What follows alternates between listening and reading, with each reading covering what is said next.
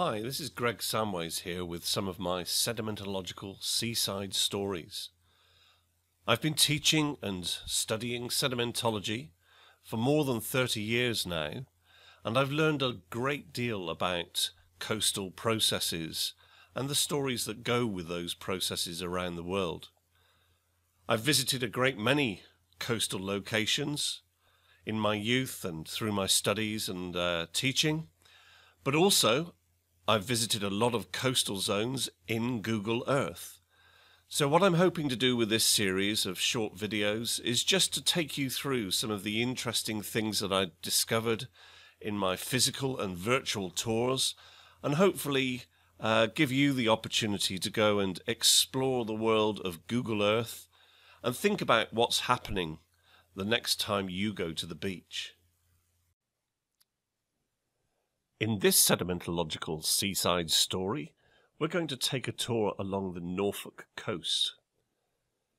The Norfolk Coast is in the east of the UK and is battered by northeasterly storms from the North Sea. And we can see the effects of those storms and the movement of sediment all along the coast, resulting in shifting sands and erosion along the whole coastline. So our journey is going to start in the east at Cromer. So we're starting over here, Cromer, and then we'll move along the coastline, looking at some of these interesting features which we can see. They almost look like ripples, waves along the coastline. What are they? Why are they there? And we'll finish our journey at Hunstanton.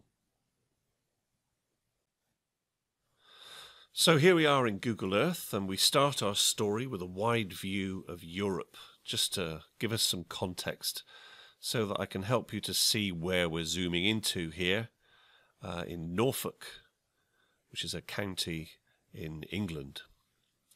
Now, the section of coast that we're interested in is this North Norfolk coast from Cromer all the way through to Hunstanton.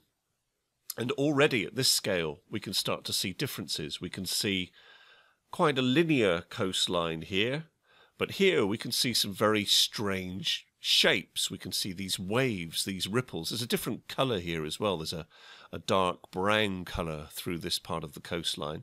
And then back here, we have this linear coastline again. So what's going on? Why these two different types of coastline? Why these patterns along this part of the Norfolk coast? To understand what's happening, we have to understand the sort of processes on beaches, which are largely related to waves and tides. So we need to understand which direction do the waves come from, and are there any tides? Well, this is the North Sea, and there are most certainly tides. And in fact, these channels up here on the north coast are tidal. But there are also waves, and particularly the storm waves come in from a northeasterly direction, which is quite conveniently pointed out here by the Cromer Pier. So with that in mind, let's take a closer look at the beach and see what we can see. And immediately we can see these features, these groins. These are features which are installed on the beach to try and stop the waves from washing away the sand. And if you look at these three groins here, you can see the sand is piled up against them because the waves are attempting to push the sand towards the west. But compare that to the other side of the pier. We still have groins here, but you can see in this particular case, the sand is piling up as the sand moves in an easterly direction. So straight away we see the significance of Cromer as a point of divergence between sediment moving to the west and sediment moving to the east. Not only do we try and protect, why do we protect the beach? Well, apart from the tourist industry, that beach will take energy out of the storm waves, those waves which would otherwise be eroding the coastline. And in order to try and prevent those waves eroding the coastline further, we also have concrete sea defences along this coastline. A lot of money has been spent to protect this real estate and protect the town of Cromer, which is built on top of the cliff. That raises another issue. What is the difference between this part of the coast and this part of the coast? The beach in both cases is at sea level, but the primary difference between these two areas is down in the Cromer and Sheringham area. The land is higher than sea level. We have a cliff. The waves are crashing in and attempting to erode the cliff. Whereas this coastline up here is a barrier, and this is a barrier that has not been eroded by the ocean. It's effectively been created by the waves. The waves have piled the sand up into a barrier. But where did this sand come from? Well, it came from here. So all of the erosion of this cliff over hundreds and thousands of years has moved the sediment westward, and that sediment then has built into this barrier beach. And we can see this barrier beach is also moving westwards. This is what we call a spit. And if you zoom into the spit, you can see how it's been growing gradually towards the west. So that's two halves of the story then. And we can see this cliff running past Sheringham, and we see the cliff beginning to disappear here just after Weybourne. Maybe if we look closely, we can see a little bit of a cliff here. This is something above mean sea level, which is being eroded, and maybe the last part of the cliff here. But after that, all of this land is at or very near to sea level. So let's just go back to the Cromer end and look at the effect of that erosion. We've already seen how Cromer is protected by concrete, but to west of Cromer, we have areas with cliffs which are clearly being eroded. When we have storms and waves come in, they erode the cliff. And in fact, you can see this dark area here, which is what we call a wave-cut platform. The ocean, the waves are basically slicing their way through this higher land, undercutting the cliff and causing the cliff to collapse and unfortunately take the caravan park with it into the ocean. So do we protect this? Those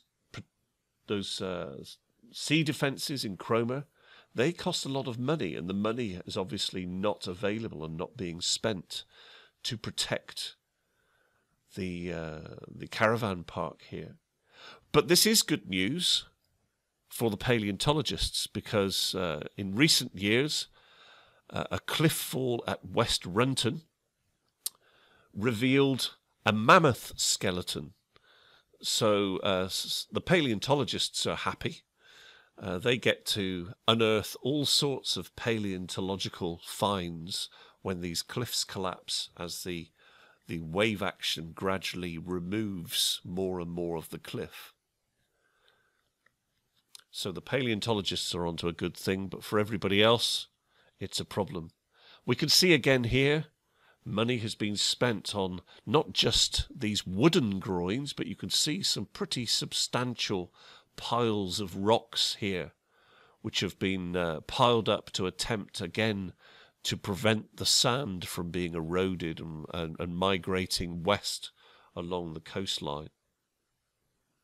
But of course that same money has not been spent over here by the golf club, so the golf course is inexorably falling into the sea. Now as we move further west, we come to Weybourne, where we see the land surface, the topography, if you like, is gradually dipping down until we reach these mudflats here behind the barrier. And these mudflats here are more or less at sea level. But what I would like to point out, if we zoom out again and look more closely, is you can see from Weybourne, you can follow a line through here of villages: Salthouse, Cly next to the sea. Well, that used to be next to the sea. It's not next to the sea anymore. Blakeney has a harbour.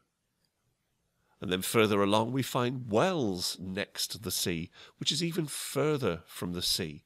And that's because this is effectively the ancient coastline where we see these fields. You can see the edge of the fields. That's the ancient cliff line, if you like. It's not a very high cliff, but it's just a bit higher than mean sea level.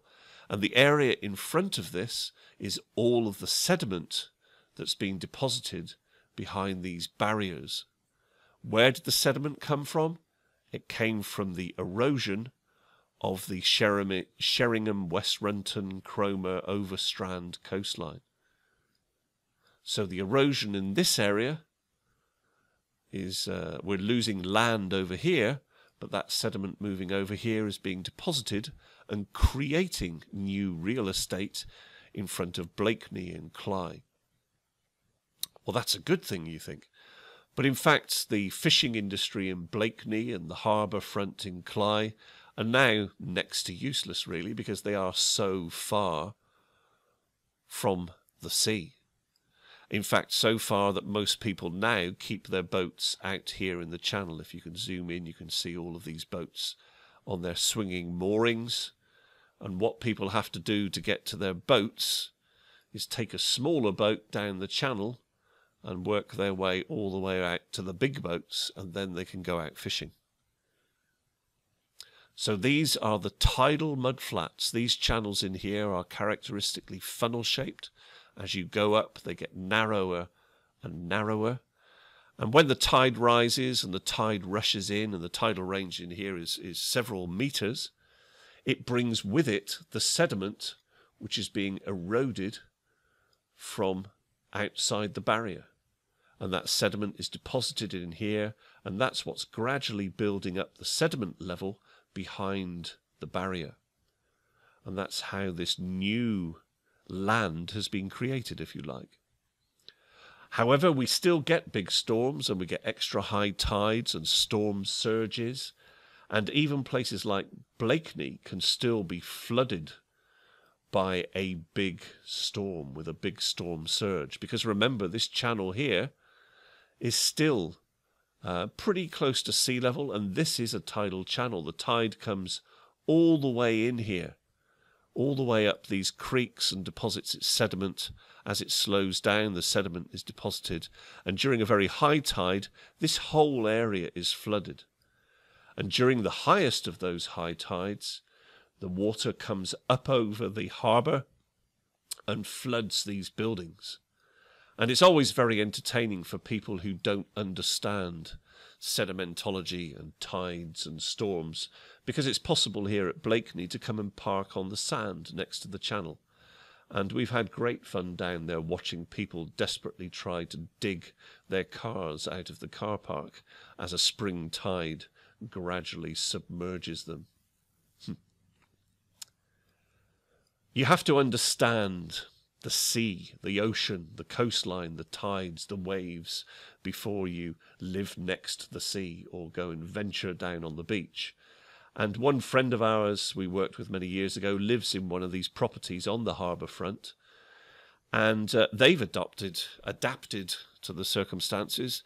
The whole of the ground floor of their house is now tiled up to a height of about 4 feet, so that when the harbour wall is flooded, they simply winch all of their furniture up to the ceiling beams, and they move upstairs.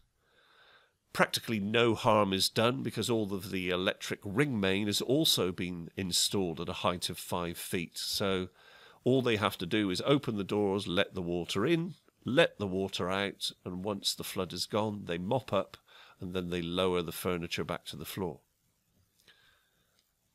So you have to understand the world you live in and go with the flow, quite literally. So that's the story of the Norfolk coast, a story of erosion in the east and erosion in the west. Once we follow this old coastline around, you eventually come out at Hunstanton. And in Hunstanton, What do we see again? Our groins attempting to prevent the sand from being washed away, and the famous cliffs of Hunstanton, which we saw in the title slide, where we have the white chalk above the red marls and limestones. So a very, very interesting, picturesque and enjoyable coastline. So next time you're on the Norfolk coast, have a think about those processes going on around you.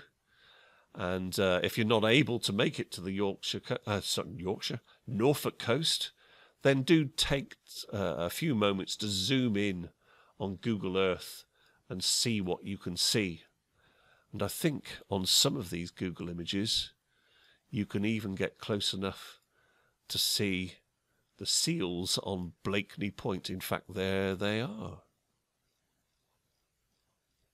So that's a great point to finish on. This is Seal City out here, and that's a destination for a lot of the boat trips out of Blakeney to go and see the seals. And with that, I'll say goodbye and thank you very much for listening. If you have any questions, then drop them in the comments below. And if you've got any suggestions for coastlines that I should go and unravel the story, then let me know about those as well. Thanks once again for listening, and I hope to speak to you soon. Bye for now.